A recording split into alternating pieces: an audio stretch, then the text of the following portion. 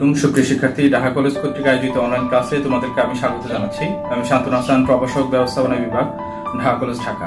আজকে আমি অনার্স তৃতীয় বর্ষের অডিটিং অ্যান্ড ট্যাক্সেশন বিষয়ের উপরে ক্লাস নিব এবং আজকে যে বিষয়টা নিয়ে আলোচনা করব সেটি হচ্ছে গৃহ সম্পত্তি খাতে আয় এবং কর দায় কিভাবে নির্ণয় করতে হয় সে বিষয়টা নিয়ে আমরা বিস্তারিত আলোচনা করব। এবং আজকে এই গৃহ সম্পত্তি খাতে আয় ও কর দায় কিভাবে নির্ণয় করতে হয় এই চ্যাপ্টারের উপর যে আলোচ্য বিষয়গুলো আলোচনা করব বা যে বিষয়গুলো তোমরা জানতে পারবা সেগুলো আমরা বোর্ডে একটু তোমরা লক্ষ্য করে দেখবা। এখানে আমি দিয়ে দিয়েছি। সেটা হচ্ছে প্রথমে আমরা গৃহ সম্পত্তি খাতে আয় কি সেটা নিয়ে আলোচনা করব। তারপরে গৃহ সম্পত্তির যে প্রকারভেদ, যে গৃহ সম্পত্তির অনেকগুলো প্রকারভেদ আছে সেগুলো নিয়ে আলোচনা করব। হ্যাঁ, এরপরে আমরা তৃতীয় যেটা আছে, আমরা গৃহ সম্পত্তির আয় গণনায় কিছু শর্ত আমাদেরকে মেনে চলতে হয়, সেই পালনীয় শর্তগুলো সম্পর্কে আমরা আলোচনা করব। এবং চতুর্থ আমরা এখানে আলোচনা করব হচ্ছে বার্ষিক মূল্য নির্ণয় পদ্ধতি, দ্যাট মিনস গৃহ সম্পত্তির বার্ষিক মূল্য কিভাবে নির্ণয় করতে হয় সেটা আমরা এখানে আলোচনা করব। এবং পঞ্চম, এখানে গৃহ সম্পত্তি নির্ণয়ের জন্য যেসব স্টেপ বা পদক্ষেপ আমাদের ফলো করতে হয় সেগুলো সম্পর্কে আমরা বিস্তারিত জানবো। এবং লাস্টে আমরা গৃহ সম্পত্তি খাতে কিভাবে আয় নির্ণয় করতে হয় যে কোনো একজন ব্যক্তির বা ব্যক্তিগত করদাতার একটা সমস্যা, প্র্যাকটিক্যাল সমস্যা আমরা এখানে বোর্ডে আলোচনা করে মোটামুটি আজকের যে বিষয়গুলো আমরা শিখেছি সেটা একটা ফাইনাল সামারি টেনে দিব। তো আজকে এই বিষয়গুলো নিয়ে আলোচনা থাকবে। তো আমাদের প্রথম যে বিষয়টা আছে, আমাদের প্রথম আলোচনার বিষয় সেটা হচ্ছে গৃহ সম্পত্তি খাতে আয় বলতে আমরা কি বুঝি সেটা নিয়ে এখন আলোচনা শুরু করব। তো প্রথম হচ্ছে আমরা জানি যে গৃহ সম্পত্তি খাতে আয় বলতে আমরা ভাড়াটিয়ার নিকট থেকে একজন বাড়ির মালিক যে আয় প্রাপ্ত হন ভাড়া বাবদ সেটাকে আমরা গৃহ সম্পত্তি খাতে আয় বলি। উক্ত গৃহ আবাসিক বা বাণিজ্যিক যে কোনো উদ্দেশ্যেই ব্যবহার হতে পারে। 1984 সালের আয়কর অধ্যাদেশের 24 ধারা অনুযায়ী করদাতার মালিকানাধীন গৃহ সম্পত্তি এবং তৎসংলগ্ন ভূমির বার্ষিক মূল্য গৃহ সম্পত্তি আয় বলে গণ্য হয় এবং উক্ত আয়ের উপর করদাতাকে আয়কর প্রদান করতে হয়। এটা আয়কর অধ্যাদেশ 1984 24 ধারায় বলা আছে। এবং গৃহটিতে মালিক নিজে বসবাস করলে সেই গৃহের জন্য কোনো কর দিতে হবে না। এবং গৃহ সম্পত্তির মালিক সাধারণত আইন স্বীকৃত মালিককেই বুঝিয়ে থাকে। তো আমরা এখানে গৃহ সম্পত্তি দুই বা ততোধিক মালিকানাদেরও থাকতে পারে।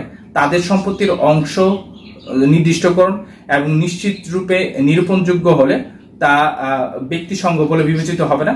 তাদের প্রত্যেকের অংশের জন্য আলাদা আলাদা তাদেরকে কর দিতে হবে। তো এইভাবেই আমরা গৃহ সম্পত্তি খাতে যে আয় সেটা আমরা নির্ণয় করতে পারি। গৃহ সম্পত্তি যদি সে কিছু অংশ ব্যবহার করে এবং কিছু অংশ যদি সে ভাড়া দেয়, সেক্ষেত্রে দেখা যাবে যে এই আংশিক ভাড়া দেওয়ার জন্য যে ভাড়া উনি প্রাপ্ত হন এই আংশিক এই বাড়ি ভাড়ার উপরও তাকে কর দিতে হয় বা এটাকেও আমরা করযোগ্য আয় হিসাবে এখানে আয়টা নিরূপণ করতে হয়। তো সুতরাং এখানে বলতে গেলে আমরা বলতে পারি যে আয় বছরে করদাতার মালিকানাধীন গৃহ সম্পত্তি বা সেটা ঘরবাড়িও হতে পারে বা তৎসংলগ্ন ভূমিও হতে পারে, এটার যে বার্ষিক মূল্য নির্ধারিত হয় তাকে আসলে গৃহ সম্পত্তি খাতে আয় হিসেবে আমরা বলতে পারি। তবে উল্লেখ্য যে মোট আয় নির্ণয়ের ক্ষেত্রে গৃহ সম্পত্তির বার্ষিক মূল্য থেকে অনুমোদনযোগ্য খরচ বাদ দিয়ে উদ্বৃত্ত আয় মোট আয়ে অন্তর্ভুক্ত করা হয়। তো এখানে দুইটা বিষয় খেয়াল রাখতে হবে। একটা হচ্ছে আমরা যখন মোট আয় নির্ণয় করতে যাব এই গৃহ সম্পত্তি খাতে একজন ব্যক্তিগত করদাতার, এখানে মোট আয় নির্ণয় করতে গেলে অবশ্যই আমাদের গৃহ সম্পত্তির যে বার্ষিক মূল্যটা আছে সেইটা আমাদের আগে নির্ণয় করতে হবে। তো গৃহ সম্পত্তির বার্ষিক মূল্য কিভাবে নির্ণয় করতে হয় এটা আমাদের একটা টপিক আছে, আমরা একটু পরেই সেটা জেনে নিব। এবং সেই বার্ষিক মূল্য নিরূপণ করার পরে সেটা থেকে অনুমোদনযোগ্য যে খরচগুলো আছে, যেমন এখানে বাড়ির মালিক ভাড়াটিয়ার হয়ে সে পানির বিল অথবা গ্যাস বিলের জন্য যে বিল সেটা দিয়ে দিতে পারে। তো এইটা দেখা যাবে যে এখানে ভাড়ার আয় থেকে বাদ যাবে। আবার অনেক সময় ভাড়াটিয়ারা দেখা যাবে যে মালিকের পক্ষ হয়ে অনেক খরচ বহন করতে পারে, তো সেইগুলা আবার এখানে আয় খাতে যোগ হবে। তো এইগুলা যোগ বিয়োগ হয়ে আমাদের এখানে গৃহ সম্পত্তির যে প্রকৃত ভাড়ার মূল্য সেটা বের করতে হয়।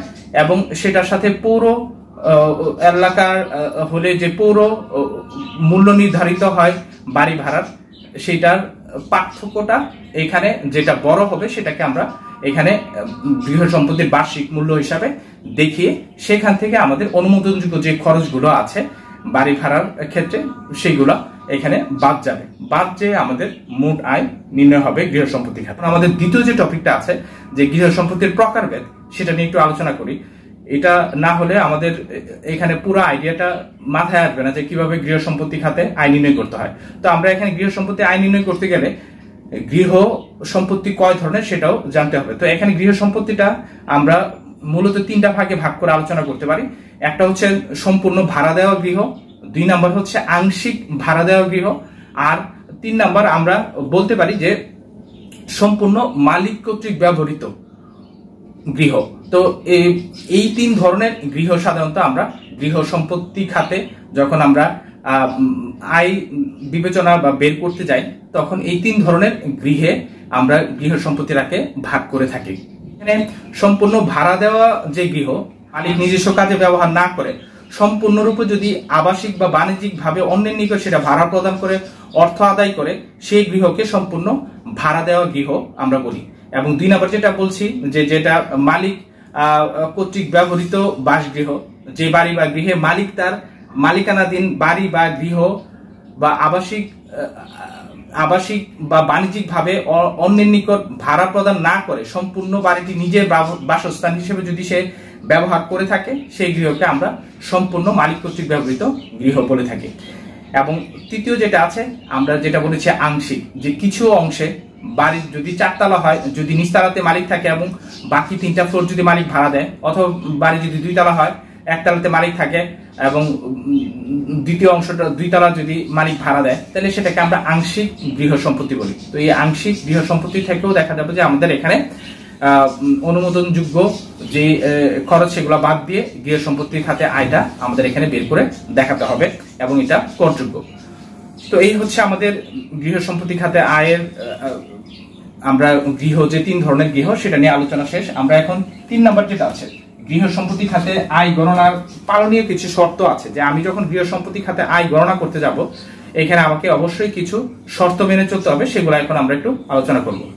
আয়কর অধ্যাদেশ 1984-24 1 এবং এখানে 25-2 অনুযায়ী এখানে কিছু পালনীয় শর্ত সম্পর্কে বলে দেওয়া আছে, যে গৃহ সম্পত্তি খাতে আয় নির্ণয় করার সময় একজন করদাতাকে অবশ্যই নিম্নলিখিত শর্তগুলো তাকে মেনেই গৃহ সম্পত্তির আয়টা তাকে নির্ণয় করতে হবে। যেমন প্রথমে বলা আছে যে করদাতাকে অবশ্যই গৃহ সম্পত্তির প্রকৃত মালিক হতে হবে। দ্বিতীয়ত এটি অবশ্যই গৃহাদি ও তৎসংলগ্ন ভূমি হতে হবে। এবং 3 নাম্বার হচ্ছে এখানে এই গৃহ সম্পত্তি ভাড়া দেওয়া গৃহ হিসাবে ব্যবহৃত হতে হবে।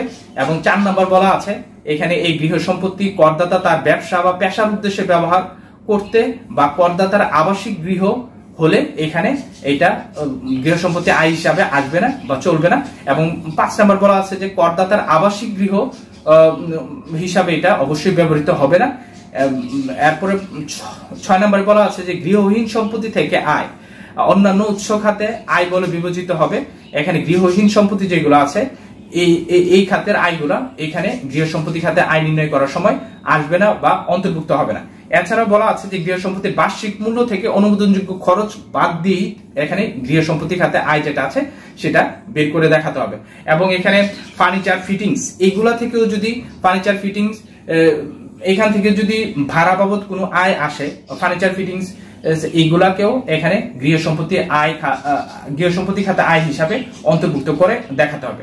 তো মোটামুটি এই হচ্ছে আমাদের গৃহ সম্পত্তি খাতে যখন আমরা আয় নির্ণয় করব এই বিষয়গুলো মাথায় রাখতে হবে। এছাড়াও এখানে আরো কিছু বিষয় আসে, যেমন এখানে মূলধন জাতীয় খরচ যদি হয়, যেমন এখানে কোনো কিছুর উন্নয়ন যে মূলধন জাতীয় খরচগুলা দীর্ঘমেয়াদী যে খরচগুলো আছে এগুলা কিন্তু এখানে গৃহ সম্পত্তি খাতে অনুমোদনযোগ্য খরচ হিসেবে আসবে না, এটা অবশ্যই মাথায় রাখতে হবে। এছাড়াও আরো কিছু বিষয় আছে, যেমন এখানে গৃহ সম্পত্তির আয় নির্ণয় করার সময় অনেক সময় আমরা বিভিন্ন প্রতিষ্ঠানের কাছে গৃহটাকে ভাড়া দিতে পারি। তো সেই ক্ষেত্রে এই যেসব প্রতিষ্ঠানের কাছে আমরা গৃহটাকে ভাড়া দিচ্ছি তারা অনেক সময় উৎসে কর কেটে রাখে 5% হারে। তো এই উৎসে কর যদি কেটে রাখে, তো এই আমার যে প্রাপ্য ভাড়াটা এটা যেহেতু কর বাদ ভাড়া, তো সেই কারণে এটাকে আমাকে মোট ভাড়ায় রূপান্তর করে এখান থেকে আমার গৃহ সম্পত্তি যে খাতে যে আয় সেটা আমার করযোগ্য আয় হিসাবে দেখাতে হবে। তো এই হচ্ছে কিছু পালনীয় শর্ত গৃহ সম্পত্তির আয় খাতে আমাদেরকে অবশ্যই মেনে চলতে হয়। এরপরে হচ্ছে আমাদের 4 নম্বর টপিক যেটা আছে যে বার্ষিক মূল্য নির্ণয়। তো আমরা এখন মোটামুটি একটু আইডিয়া নিয়ে নিলাম যে গৃহ সম্পত্তি খাতে আয় বলতে আমরা এখানে ভাড়া দেওয়া মালিকের যেই বাড়ি সেটা থেকে যে আয় সেটাকে আমরা মিন করি। সেটা কোনো ব্যক্তির কাছেও ভাড়া দেওয়া হতে পারে অথবা যে কোনো প্রতিষ্ঠানের কাছেও ভাড়া দেওয়া হতে পারে। তো সেটা থেকে যে আয় সেটাকে আমরা গৃহ সম্পত্তি খাতে আয় বলি এবং কিছু শর্ত এখানে মেনে চলতে হয়। 4 নম্বর যে টপিকটা আছে সেটাতে চলে যাবো, সেটা হচ্ছে বার্ষিক মূল্য নির্ণয় পদ্ধতি। গৃহ সম্পত্তি আয় নির্ণয়ের ক্ষেত্রে আমাদের অবশ্যই এখানে পৌরমূল্য দেওয়া থাকে গৃহ সম্পত্তির, এবং এখানে আমার প্রকৃত যে ভাড়াপ্রাপ্ত সেটাও দেওয়া থাকে। তো এই দুইটা থেকে আমাকে বার্ষিক মূল্যটা বের করে নিতে হয় গৃহ সম্পত্তির। তো এই দুইটার থেকে যেই অংশটা বড়, যে পৌরমূল্য অথবা আমি যে ভাড়াটা প্রাপ্ত হচ্ছে, এই দুইটার ভিতরে যেই ফিগারটা বড় সেটাকে আমরা বার্ষিক মূল্য হিসাবে ধরে নেই। তো আমরা গৃহ সম্পত্তির বার্ষিক মূল্য যখন বের করব, এই বার্ষিক মূল্য থেকেই আমার অনুমোদনযোগ্য খরচগুলো বাদ দিতে হবে। আমি প্রকৃত ভাড়া থেকে যদি আমি বাড়ি ভাড়া যেটা পাইলাম, ধরো যে আমি বাড়ি ভাড়া প্রত্যেক মাসে 10,000 করে পাই, ঠিক আছে, তো 12 মাসে আমি 10 গুণন 12 1,20,000 টাকা বাড়ি ভাড়া পেলাম, এবং পৌরমূল্য দেওয়া আছে এই বাড়ির 1 লাখ টাকা, ঠিক আছে। তো আমি যদি এই ধরো যে পৌরমূল্য দেওয়া আছে এই বাড়ির 1.5 লাখ টাকা, ঠিক আছে, তো আমি যদি এখন প্রকৃত ভাড়া এই যে 1,20,000 টাকা, এটাকে যদি আমি ধরো যে এখানে গৃহ সম্পত্তি খাতে আয় হিসাবে ধরে এটা থেকে যদি অনুমোদনযোগ্য খরচ বাদ দেই, তাহলে কিন্তু তোমার অঙ্ক মিলবে না। তো আমার এখানে যে প্রকৃত আয়, ধরো যে আমি 10,000 টাকা করে বাড়ি ভাড়া দিলাম, 12 মাসে আমার 1,20,000 টাকা আসে, কিন্তু এটার পৌরমূল্য দেওয়া আছে 1,50,000 টাকা। তো সেই ক্ষেত্রে অবশ্যই এখানে দুইটির ভিতরে যেটি বড়, পৌরমূল্য 1,50,000 টাকা, যেহেতু ওইটাকে আমার বার্ষিক আয় হিসাবে ধরে আমার এখান থেকে অনুমোদনযোগ্য ব্যয় যেটা আছে সেটা বাদ দিয়ে আমার গৃহ সম্পত্তি খাতে আয় যেটা সেটা বের করতে হবে, এবং সেটার উপরে আমার যদি সেটা ট্যাক্সেবল হয়, যদি সেটা আমার যদি ইনকাম ট্যাক্স আমি দিতে হয়, তাহলে সেই আয়টা আমার সেখানে অন্তর্ভুক্ত হবে এবং এটার উপরে নির্দিষ্ট হারে আমাকে ট্যাক্স দিতে হবে। তো আসো আমরা এখন এই গৃহ সম্পত্তির যে বার্ষিক মূল্য সেটা কিভাবে বের করতে হয় আমরা কিছু এক্সাম্পল সহ এটা দেখে নিই। একটি গৃহের ধরো যে মাসিক ভাড়া হচ্ছে 3,000 টাকা করে, এবং সেটার পৌর মূল্য দেওয়া আছে এই গৃহটির 40,000 টাকা। তাহলে এই ক্ষেত্রে গৃহটির বার্ষিক মূল্য কত হবে?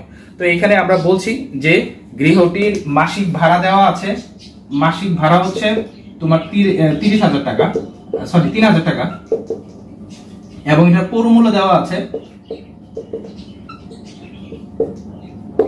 এবং এটার পৌরমূল্য দেওয়া আছে 40,000 টাকা। তাহলে এটার বার্ষিক মূল্য কত?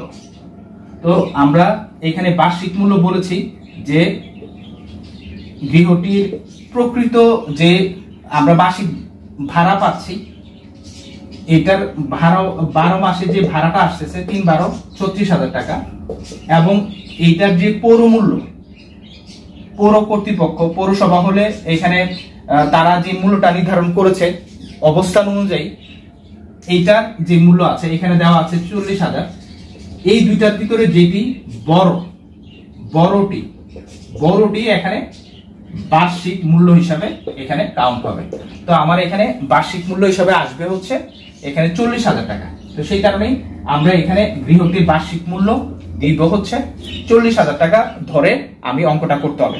এখানে যদি আমি যে প্রকৃত ভাড়া আমি পেলাম 3,000 টাকা করে, এটা দেখে 12 মাসে 36,000 টাকা যদি আমি দেখাই, অঙ্ক কিন্তু ভুল হবে। তো সেই কারণে গৃহ সম্পত্তির মূল্য নির্ণয়ের ক্ষেত্রে অবশ্যই আমাকে বার্ষিক মূল্যের উপরে আমার এখানে গৃহ সম্পত্তি খাতে আয় যেটা আছে সেটাকে দেখাতে হবে। তারপরের টপিক যেটা আছে আমরা এখানে চলে যাব হচ্ছে এখানে গৃহ সম্পত্তি খাতে এখানে অনুমোদনযোগ্য কিছু খরচ আছে। আমি যে বাড়ি ভাড়াটা পাচ্ছি, ঠিক আছে, এই বাড়ি ভাড়াটা আমার পুরাটাই এখানে আয় না। এখানে আমার বাড়ি ভাড়ার কিছু অংশ দেখা যাবে যে আমার রক্ষণাবেক্ষণ খরচে, অথবা আমার এখানে আমার যদি বাড়িতে লিফট থাকে লিফটের খরচ, অথবা এখানে পাহারাদার থাকলে পাহারাদারের খরচ, অথবা যদি আমার এখানে মালি থাকে মালির খরচ, অথবা এখানে পানির পাম্প, অথবা এখানে বিভিন্ন ধরনের তোমার খরচ হতে পারে এই বাড়ির মেইনটেনেন্সের জন্য। এই রক্ষণাবেক্ষণের এই সবগুলা খরচ আমাকে এইখানে বাদ দিয়ে তারপর এখানে বাড়ি ভাড়ার খরচটা, বাড়ি ভাড়ার যে প্রকৃত মূল্য সেটা দেখাতে হয়। গৃহ সম্পত্তি খাতে অনুমোদনযোগ্য যে খরচ সমূহ সেটার ভিতরে আমরা অলরেডি আলোচনা করেছি। তো প্রথম যেটা আছে সেটা হচ্ছে মেরামত ও রক্ষণাবেক্ষণ খরচ। যেটা ধারা 25-এ বলা আছে যে মেরামত এবং রক্ষণাবেক্ষণ খরচটা সবচেয়ে বেশি আমাদের গুরুত্ব দিয়ে এখানে বিবেচনা করতে হবে, কারণ এখানে গৃহ সম্পত্তির ক্ষেত্রে আইন নির্ণয়ের সময় গৃহ সম্পত্তির বার্ষিক মূল্য থেকে এই মেরামত, আদায় খরচ, পয় নিষ্কাশন, পানি, বিদ্যুৎ, নিরাপত্তা প্রহরী এর খরচ অথবা পাম্প খরচ, লিফট খরচ, মালিকের ধরো যে দারোয়ান থাকলে দারোয়ানের খরচ, অথবা এখানে মালি থাকলে মালির খরচ ও অন্যান্য আনুষঙ্গিক খরচগুলো এখান থেকে বাদ যায়। তো এইগুলা এখানে অনুমোদনযোগ্য খরচ হিসেবে আয়কর অধ্যাদেশ 1984-তে বলা আছে যে একজন ব্যক্তিগত করদাতা যদি তার গৃহ সম্পত্তি খাতে আয় থাকে তাহলে সে এই মেরামত এবং রক্ষণাবেক্ষণ খাতে সে তার এই যে আয় বাড়ি ভাড়া খাতে, তো এই আয়ের সে 4/1 বা 25% সে অনুমোদনযোগ্য খরচ হিসাবে তার এই বাড়ি ভাড়া থেকে এটা সে বাদ দিয়ে দেখাতে পারবে। তো সেই কারণে এখানে এই মেরামত ও রক্ষণাবেক্ষণ খরচটা খুব ইম্পর্টেন্ট, কারণ এটা আমরা সরাসরি 25% বাড়ি ভাড়া খাতে যে আমার আয়টা আছে সেটা থেকে আমি বাদ দিয়ে দেখা দিতে পারবো। তো সেই কারণে প্রথমটা হচ্ছে মেরামত এবং রক্ষণাবেক্ষণ খরচ, এবং মেরামত এবং রক্ষণাবেক্ষণ খরচের ভিতরে আমি যে এতক্ষণ যে বিষয়গুলো বললাম সবগুলা বিষয় এখানে আসবে। এখানে আমরা বলেছি হচ্ছে এখানে প্রথমে হচ্ছে যদি কোনো মেরামত খরচ হয় সেটা আসবে, তারপর হচ্ছে আমরা বলেছি যে যদি এখানে ভাড়া আদায় খরচ থাকে ভিতরে যদি লেখা থাকে সেটা আসবে, পয় নিষ্কাশন খরচ আসবে, পানি, বিদ্যুৎ বিল, নিরাপত্তা প্রহরীর এই খরচগুলো আছে। এই যে প্রত্যেকটা খরচ যেগুলো আমি বলেছি রক্ষণাবেক্ষণের ভিতরে আছে, মেরামত রক্ষণাবেক্ষণ খরচের ভিতরে, এগুলো একটু মনোযোগ দিয়ে দেখে নিতে হবে, কারণ এই খরচগুলো যদি আমার অঙ্কে দেওয়া থাকে এই খরচগুলা কিন্তু দ্বিতীয়বার এখানে আমার বাড়ি ভাড়া খাতে যে আয় সেটা থেকে বাদ যাবে না, কারণ এটা একবারই বাদ যাবে। আমি মেরামত এবং রক্ষণাবেক্ষণ খরচ বাবদ যদি আমি 25% আমার বাড়ি ভাড়া থেকে বাদ দিয়ে দেই, এই 25%-এর ভিতরে কিন্তু আমার এখানে যে লিফটম্যানের বেতন বা দারোয়ানের বেতন, মালিক খরচ, পাম্প খরচ অথবা নিরাপত্তা প্রহরীর খরচ, এই সবগুলা কিন্তু এখান থেকে বাদ যাচ্ছে।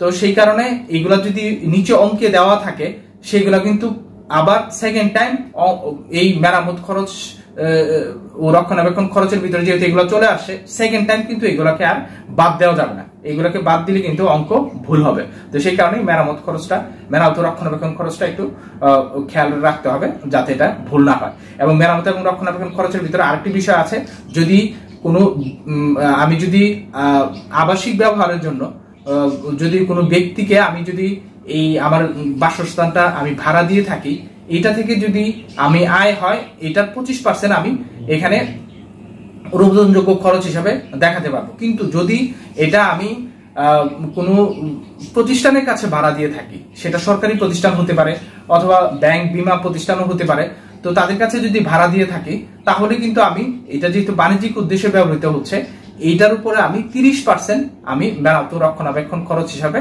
আমি আমার যে প্রাপ্ত ভাড়া সেটা থেকে আমি এটা বাদ দিয়ে দেখাতে পারবো মেরামত ও রক্ষণাবেক্ষণ খরচ। এই ক্ষেত্রে বাণিজ্যিক যদি আমি খাতে ভাড়া দিয়ে থাকি 30% বাদ যাবে। তো এই হচ্ছে আমার মেরামত রক্ষণাবেক্ষণ প্রথম আমার এখানে গৃহ সম্পত্তির অনুমোদনযোগ্য খরচ হিসেবে আমি বাদ দিব। তারপর হচ্ছে দ্বিতীয় যে বিষয়টা আসবে সেটা হচ্ছে আমি এখানে ভূমি উন্নয়ন কর বা রাজস্ব কর যদি থাকে, গৃহ সম্পত্তির খাজনা বা উক্ত সম্পত্তির জন্য সরকারকে যদি আমি কোনো উন্নয়ন কর যদি আমি দিয়ে থাকি, সেটাও আমার এখানে অনুমোদনযোগ্য খরচ হিসাবে আমার এখানে আমি এটা বাদ দিতে পারবো। এরপরে হচ্ছে 3 নাম্বার, যদি আমি এখানে বীমার কিস্তি বা সালামি দিয়ে থাকি যে আমার গৃহ সম্পত্তিটার নিরাপত্তার জন্য, বা হঠাৎ যদি আমার গৃহ সম্পত্তিতে আগুন লাগে অথবা কোনো কারণে যদি এটা ঝুঁকিতে পড়ে, এটা রিস্ক কমানোর জন্য যদি আমি গৃহ সম্পত্তিটাকে বীমা করে থাকি, তো উক্ত বীমার জন্য প্রদত্ত যে প্রিমিয়াম সেটাও অনুমোদনযোগ্য খরচ হিসাবে গণ্য হবে। এবং চতুর্থ এখানে অনুমোদনযোগ্য খরচ হিসেবে আমি ভূমি ভাড়া যেটা আছে, যেটা আমরা যে গৃহের উপরে ভূমিটা অবস্থিত সেটা যদি আমি ইজারা নিয়ে থাকি, তো এটার যে মালিক তাকে যদি আমি বার্ষিক যে টাকাটা দেই সেটাকে আমি ভূমির ভাড়া বলতে পারি। তো এই ভূমির ভাড়াটাও এখানে অনুমোদনযোগ্য খরচ হিসাবে আমি দেখাতে পারবো। এছাড়াও আমি যদি গৃহ সম্পত্তিটা বানানোর জন্য যদি আমি বন্ধকি ঋণ নিয়ে থাকি, তাহলে এই বন্ধকি ঋণ এটার জন্য যে আমার সুদ দিতে হবে, বন্ধকি ঋণের যে সুদ সেটাও আমি এখানে অনুমোদনযোগ্য খরচ হিসাবে দেখাতে পারবো। এছাড়াও এখানে আমরা বার্ষিক খরচ যেটা আছে, যে মূলধন জাতীয় ব্যয় ব্যতীত যে কোনো বার্ষিক খরচ আমরা অনুমোদনযোগ্য খরচ হিসাবে, যেমন সরকারি বা স্থানীয় কর্তৃপক্ষ কর্তৃক আরোপিত কোনো কর, যেমন এটা হইতে পারে পৌর কর্তৃপক্ষ কর্তৃক ধার্যকৃত পৌর কর, তো এইগুলো যদি আমরা দিয়ে থাকি, এই বার্ষিক খরচগুলো এখানে অনুমোদনযোগ্য খরচ হিসাবে আমরা এখান থেকে বাদ দিতে পারবো। এছাড়া এখানে ঋণকৃত মূলধনের সুদ, এখানে গৃহ নির্মাণ অথবা গৃহ সংস্কার ইত্যাদি কাজের জন্য যদি আমরা ঋণ নিয়ে থাকি, এই ঋণের জন্য যে প্রদেয় সুদ, এটাও অনুমোদনযোগ্য খরচ। তবে এখানে মনে রাখতে হবে একটা বিষয়, যে আমি ঋণ নিয়েছি, এই ঋণ অথবা এখানে মূলধন জাতীয় যদি আমি কোনো ব্যয় করে থাকি গৃহ উন্নয়নের ক্ষেত্রে, এটা কিন্তু এখানে অনুমোদনযোগ্য খরচ হিসেবে বাদ যাবে না। শুধুমাত্র এখানে আমরা যেটা সাময়িক খরচ, সেটাকে যেটা 1 বছরের ভিতরে সীমাবদ্ধ চলতি খরচ, এই চলতি খরচগুলোকে আমরা এখানে বাদ দিতে পারবো। কোনো মূল্য জাতীয় খরচ বা স্থায়ী খরচ এখান থেকে বাদ যাবে না। এরপরে আমরা এখানে আরো যে এখানে অনুমোদনযোগ্য ব্যয় আছে, যেমন এখানে নির্মাণকালীন যদি হয়, নির্মাণকালীন সময়ের জন্য যে কোনো বাসস্থানের ক্ষেত্রে ঋণকৃত মূলধনের সুদ, হ্যাঁ, যেহেতু নির্মাণকালীন সময়ে আমরা যেই ঋণ নিয়ে থাকি, এখানে একটা 10 তলা বা 12 তলা বিল্ডিং বানাতে অনেক সময় 1 বছর সময় লেগে যেতে পারে। সেহেতু এই নির্মাণ পরবর্তী 3 বছরে অথবা নির্মাণ পরবর্তী যে সময়টাতে আমরা ভাড়া পাচ্ছি না, ওইটাও এখানে অনুমোদনযোগ্য খরচ হিসাবে, যদি এখানে কোনো ঋণ নেওয়া থাকে, সেটা এখান থেকে বাদ দেওয়া যাবে।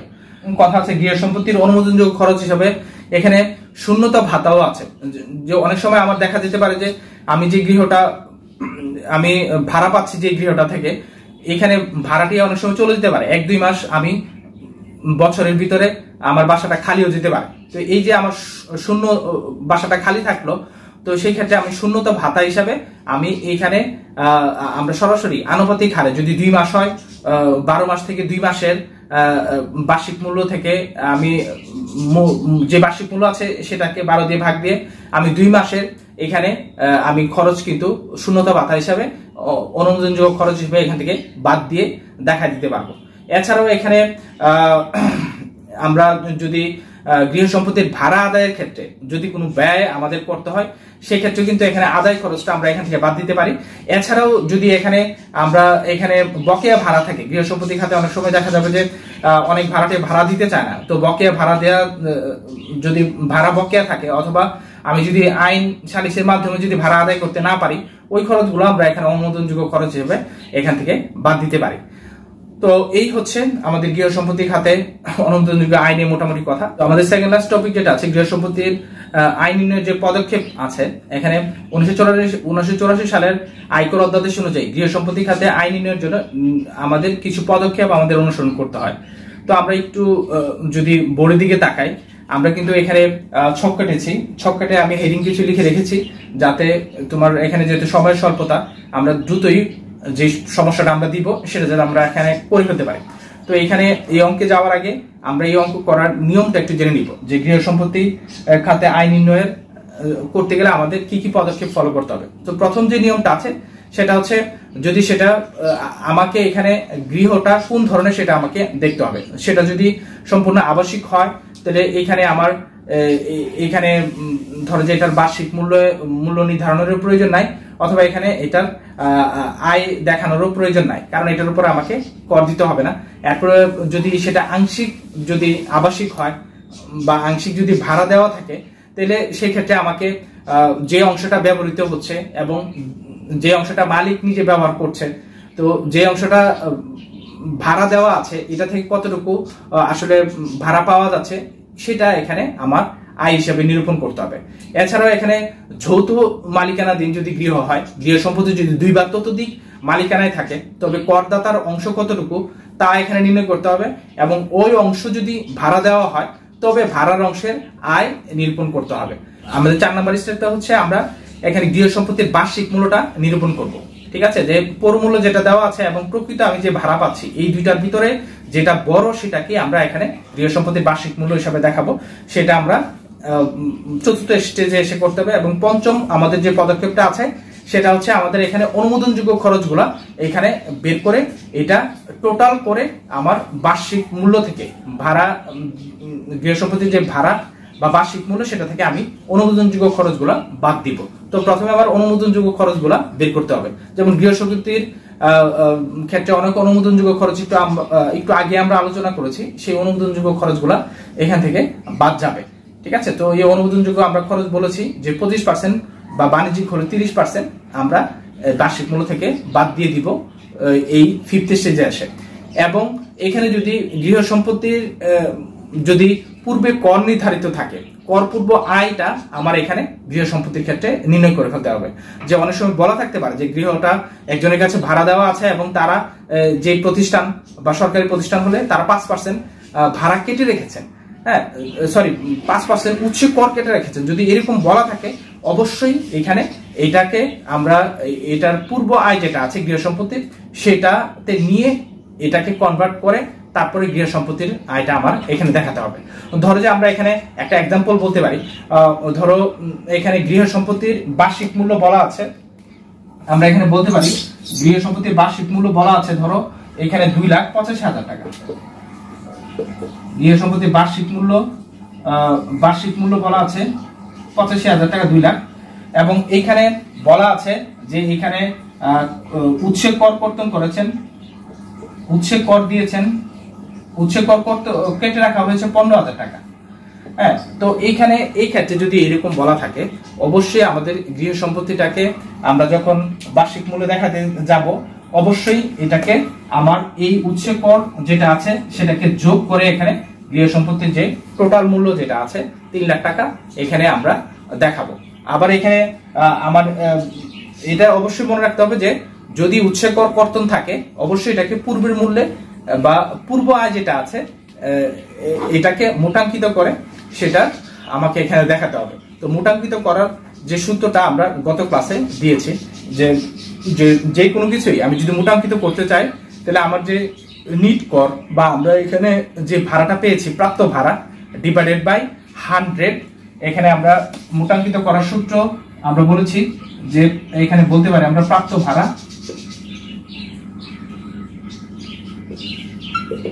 প্রাপ্ত ভাড়া ডিভাইডেড বাই 100 মাইনাস এখানে কর হার গুণন 100। ঠিক আছে, তো এইভাবে আমরা এখানে এটাকে মোটাঙ্কিত করতে পারি। তো এখানে আমরা কর হার যদি এখানে 5% হয় তাহলে এখানে প্রাপ্ত ভাড়া ডিভাইডেড বাই 95 গুণন 100 দিলেই আমার এখানে পার্সেন্ট হবে না, 95 ডিভাইডেড বাই এখানে প্রাপ্ত ভাড়া ডিভাইডেড বাই 95 গুণন 100 দিলেই কিন্তু আমার এখানে পূর্ব মূল্য যেটা আছে সেটা বের হয়ে যাবে। তো এইভাবে আমরা এখানে এই 6 স্টেজে এসে করব হচ্ছে এখানে কর পূর্ব আয় যেটা আছে সেটা নির্ণয় করব এবং লাস্টে যেটা কাজ আছে সবকিছু আমার এখানে ঠিকমতো হয়ে গেলে আমরা এখানে এখন অঙ্কে চলে যাব। অঙ্কে করার ক্ষেত্রে আমরা গৃহ সম্পত্তির মূল্য নির্ণয় করার ক্ষেত্রে এই স্টেপগুলো ফলো করার সাথে সাথে আমাদের এখানে ছক কাটতে হবে। আমরা এরকম ভাবে একটা ছক কাটবো এবং ছক কেটে আমরা বিবরণ টাকা লিখবো এবং বিবরণ টাকা লেখার পরে এখানে উপরে যে হেডিংটা আছে আমরা করদাতার নাম লিখবো। করদাতার নাম এখানে ধরো যে আমরা স্ক্রিনে একটা তোমাদের অঙ্ক দিয়ে দিলাম, এই স্ক্রিনে অঙ্কটা তোমরা একটু পড়ো, ইনফরমেশন গুলো দেওয়া আছে। এখানে দেখো যে জনাব আওয়ালের ঢাকার মিরপুরে একটি বাড়ি আছে এবং বাড়ির অর্ধেক তিনি মাসিক 15,000 টাকায় ভাড়া দেন এবং অপর অর্ধাংশে তিনি নিজে বসবাস করেন এবং বাড়িটির পৌর মূল্য দেওয়া আছে 4,80,000 টাকা এবং এই বছরের বাড়িটির খরচ ছিল নিম্নরূপ। এবং এখানে উনার খরচগুলো এখানে উল্লেখ করা আছে, যেমন ভূমি উন্নয়ন কর 1,000 টাকা দেওয়া হয়েছে, মেরামত খরচ দেওয়া হয়েছে 28,000 টাকা, দারোয়ানের বেতন দেওয়া আছে 70,000 টাকা, হাউস বিল্ডিং ফাইন্যান্স কর্পোরেশনের সুদ বাবদ খরচ দেওয়া আছে 36,000 টাকা, তারপরে পৌর কর দেওয়া আছে 6,000 টাকা, বৈদ্যুতিক সংস্থাপন এখানে ব্যয় দেওয়া আছে 6,000 টাকা, বৈদ্যুতিক সংস্থাপন ব্যয় দেওয়া আছে 20,000 টাকা, পৌর কর দেওয়া আছে 6,000 টাকা এবং বলা আছে যে বাড়িটি 1 মাস খালি ছিল। এবং আমাদেরকে নির্ণয় করতে হবে জনাব আওয়ালের 18-19 আয় বর্ষে গৃহ সম্পত্তি খাতে তার আয় কত সেটা আমাদেরকে এখানে নির্ণয় করতে হবে। এই হচ্ছে আমাদের এখানে ব্যক্তিগত করদাতা মিস্টার আওয়ালের ইনফরমেশনটা। তো এই ইনফরমেশন থেকে আমরা এখন সরাসরি এই ব্যক্তিগত করদাতা মিস্টার আওয়াল তার এই অঙ্কটার সলিউশনে চলে যাব। তো আমরা প্রথমেই আমরা ছক কাটবো, ছক আমরা কেটে নিলাম এবং এখানে প্রথমেই নাম দিব করদাতা জনাব আওয়াল তারপরে আমরা আয় বর্ষ লিখবো, 18-19 দেওয়া আছে। আয় বর্ষের ঠিক পরের বছরটাকে আমরা বলেছি কর বর্ষ। কর বর্ষ আমরা দিব হচ্ছে আয় বর্ষের উপর বেস করে 19-20, এবং আমরা হেডিং দিব হচ্ছে গৃহ সম্পত্তির আয় নির্ণয়। এরপরে আমরা ছকের ভিতরে আমরা লিখবো হচ্ছে আয় খাত বিবরণ টাকা টাকা। এরপরে হচ্ছে আমরা এখানে হেডিং দিব গৃহ সম্পত্তি খাতে আয় ধারা 24 ও 25। এটা দেওয়ার পরে আমরা এখানে ক দিব, ক দিয়ে বাড়ি ভাড়া দেওয়া অংশ হতে আয়, এটা দিয়ে এখানে শুরু করব। কারণ এখানে ভাড়া দেওয়া অংশ হতে আয় বলেছে এই কারণে, কারণ এখানে আওয়াল তার বাড়িতে, তার যে সম্পূর্ণ বাড়িটি আছে তার অর্ধেকটাতে নিজে বসবাস করেন, অর্ধেকটা উনি ভাড়া দিয়েছেন। তো সেই কারণে এখানে এই যে ভাড়া অংশ থেকে আয়, যেটা এখান থেকে আয়টা কথা বলা আছে। আর এই অঙ্কে একটা এখানে ট্রিক্স হচ্ছে, বা এখানে হিডেন পয়েন্ট হচ্ছে যে এটা ধরতে না পারলে অঙ্কটা পুরোটাই ভুল হয়ে যাবে। সেটা হচ্ছে এখানে কিন্তু বাড়িটা অর্ধেক আওয়াল সাহেব ব্যবহার করবে। এই অর্ধেক যেটা আছে এই অর্ধেকটা মাথায় রাখতে হবে। এখানে প্রত্যেকটা ক্ষেত্রেই আমি যখন পৌর কর দিতে যাব, অর্ধেক অংশ কিন্তু আওয়াল সাহেব ব্যবহার করে, তার মানে অর্ধেক পৌর করটা হচ্ছে অনুমোদনযোগ্য ব্যয় হিসাবে আসবে। তো এইভাবে আমার এখানে রক্ষণাবেক্ষণের ক্ষেত্রে যে খরচটা দেওয়া আছে, অর্ধেক কিন্তু রক্ষণাবেক্ষণের খরচটা কিন্তু পুরাটাই এখানে রক্ষণাবেক্ষণ খরচ হিসেবে আমি দেখাতে পারবো না। এখানে অর্ধেকটা কিন্তু আওয়াল সাহেবের ব্যক্তিগত ব্যবহারের জন্য ব্যবহৃত হচ্ছে, আর বাকি যেটা আছে সেটা কিন্তু এখানে আমরা ভাড়া দিয়েছি, এবং সেটা আমরা রক্ষণাবেক্ষণ বা অনুমোদনযোগ্য খরচ হিসাবে অর্ধেকটা দেখাতে পারবো। তো সেই কারণে এখানে ট্রিক্স হচ্ছে, বা এখানে ধরার বিষয় হচ্ছে যে এটা কিন্তু অর্ধেক আওয়াল সাহেব ব্যবহার করবেন, এই কথাটা মাথায় রেখেই অঙ্কটা করতে হবে। তো এরপরেও আসো আমরা ভাড়া দেওয়া অংশ হতে আয়। তো এখানে অঙ্কে বলা আছে যে উনি প্রকৃত ভাড়া হচ্ছে উনি 15,000 টাকা করে ভাড়া দেন। তো 15,000 টাকা করে যেহেতু উনি ভাড়া দেন, 15 × 12, তো এখানে টোটাল টাকাটা আসে হচ্ছে, আমরা এখান থেকে যদি বের করে নেই যে, তো টোটাল টাকাটা আসে এখানে 1,80,000 টাকা। এবং এখানে পৌরমূল্য দেওয়া আছে, বাড়িটির পৌরমূল্য অঙ্কে বলা আছে, দেখো বাড়িটির পৌরমূল্য দেওয়া আছে, বলা আছে হচ্ছে 4,80,000 টাকা। তো বাড়িটির যেহেতু পৌরমূল্য দেওয়া আছে 4,80,000 টাকা, যেহেতু এটার অর্ধেক আওয়াল সাহেব ব্যবহার করেন, তো সেই ক্ষেত্রে আমরা এখানে অর্ধেকটা এখানে দেখাবো। তো 4,80,000 টাকার অর্ধেক হচ্ছে 2,40,000 টাকা। তো আমরা এখানে পৌরমূল্য দেখাবো হচ্ছে 2,40,000 টাকা। তো এই দুইটা থেকে যেটি বড় সেটি এখানে আমরা বাড়ি ভাড়া খাতে আয় হিসাবে এখানে আউটার কলামে দেখাবো। তো আমরা এখানে দেখছি যে এখানে 2,40,000 টাকাটা এখানে বড়, তো সেই কারণে আমরা এটা আউটার কলামে দেখালাম। 2,40,000 টাকা হচ্ছে আমার বাড়ির বার্ষিক মূল্য, ঠিক আছে। এই বার্ষিক মূল্য থেকে আমার অনুমোদনযোগ্য খরচগুলো আমি এখন বাদ দিব। তো আমরা এখানে এই জিনিসটা খেয়াল রাখতে হবে যে এখানে বাড়িটার পৌরমূল্য 4,80,000 টাকা দেওয়া আছে, টোটাল বাড়িটা অর্ধেকটা কিন্তু উনি ভাড়া দিয়েছেন। তো সেই কারণে আমরা অর্ধেকটার এখানে পৌরমূল্যটা দেখালাম, এবং অর্ধেকটার ভাড়াটা, প্রকৃত ভাড়াটা এখানে দেখালাম। এই দুইটাকে কম্পেয়ার করে যেটা বড় সেটা আমরা এখানে বার্ষিক মূল্য হিসাবে আউটার কলামে বসালাম। এরপরে হচ্ছে আমাদের এখানে অনুমোদনযোগ্য যে খরচগুলা, আমরা যদি অঙ্কে যাই, অঙ্কে কিন্তু বলা আছে যে তা মেরামত এবং রক্ষণাবেক্ষণ। আমরা যদি একটু অঙ্কটাতে যাই, এখানে কিন্তু অঙ্কে মেরামত খরচ দেওয়া আছে, দারোয়ানের খরচের কথা বলা আছে, ঠিক আছে। তো এইভাবে এখানে কিছু খরচ কিন্তু সরাসরি দেওয়া আছে। তো আমরা এখানে দারোয়ানের খরচ, হ্যাঁ, মেরামত খরচ, আদায় খরচ, পয়নিষ্কাশন খরচ, এখানে লিফটম্যানের খরচ, মালিশ খরচ, এগুলো সব কিন্তু মেরামত ও রক্ষণাবেক্ষণ খরচের ভিতরে থাকে। আমরা অঙ্কে শুরু করার আগেই বলেছি, এবং এগুলা দুইবার বাদ যাবে না। তো সেই ক্ষেত্রে আমরা মেরামত ও রক্ষণাবেক্ষণ খরচ বাবদ আমরা জানি, যেহেতু এটা আওয়াল সাহেব আবাসিক হিসাবে ভাড়া দিয়েছেন, কোনো বাণিজ্যিক প্রতিষ্ঠানের কাছে ভাড়া দেন নাই, সেই ক্ষেত্রে এখানে আমরা মেরামতযোগ্য খরচ হিসাবে, মেরামত রক্ষণাবেক্ষণ খরচ হিসাবে আমরা 25% অথবা 4/1 বাড়ি ভাড়ার, এই যে বাড়ি ভাড়ার যে বার্ষিক মূল্য, এটার 4/1 আমরা এখানে মেরামত ও রক্ষণাবেক্ষণ খরচ হিসাবে আমরা এখান থেকে সরাসরি বাদ দিতে পারবো অনুমোদনযোগ্য খরচ হিসাবে। তো আমরা এখানে আসো, এটার 4/1 যদি আমরা দেই, তো এটার 4/1 এখানে 2,40,000 টাকার 4/1 তো এখানে আমরা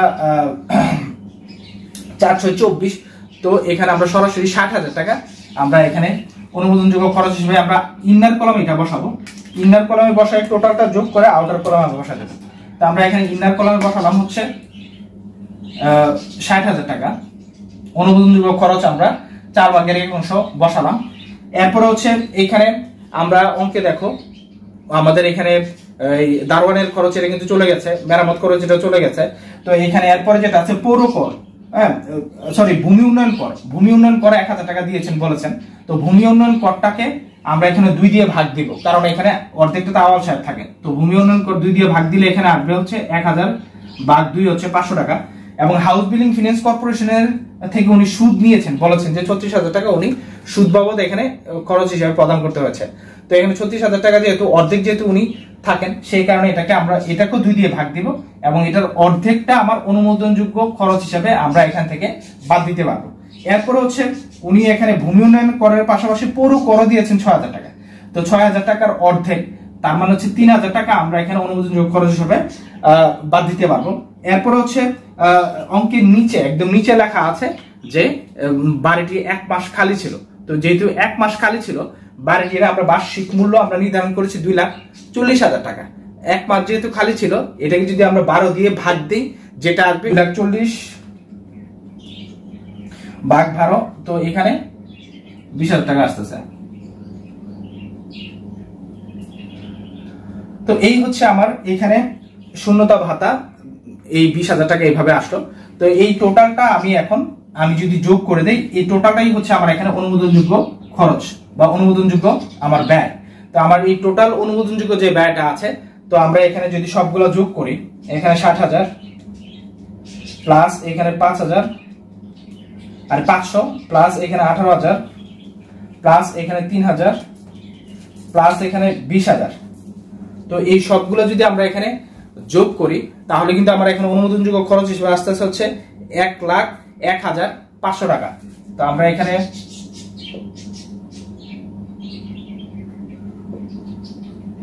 এই 1,01,500 টাকা আমরা যে বাড়ি ভাড়ার যে বার্ষিক মূল্য আছে সেটা থেকে বাদ দিয়ে দিব।